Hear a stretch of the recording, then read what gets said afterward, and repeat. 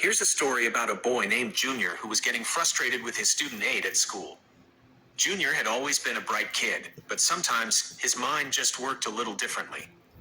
This year, the school decided he needed a student aide, a quiet, older girl named Sarah, to help him stay on track. At first, Junior didn't mind.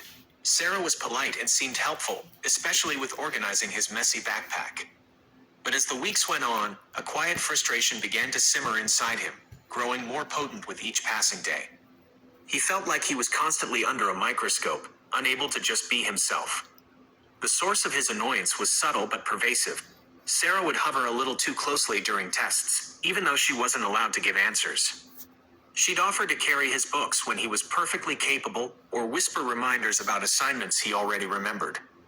One time, during a group project, she jumped in to answer a question for him before he'd even finished formulating his thought, earning a look of surprise from his classmates and a flush of embarrassment on Junior's face. He could feel his independence slowly eroding under her well-intentioned, but suffocating, presence. Junior tried to hint at his feelings. He'd politely decline her offers to help, or intentionally take longer to respond to questions just to show he could. Sometimes, he'd even pretend not to hear her, hoping she'd get the message.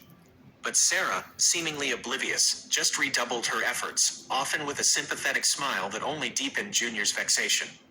He felt like a broken toy that constantly needed fixing, rather than a student capable of navigating his own learning process, and it was starting to chip away at his confidence.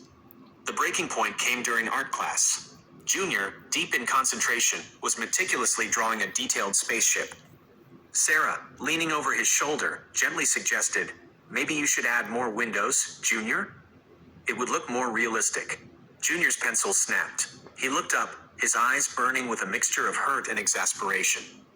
"Sarah," he said, his voice quiet but firm, "I can do it.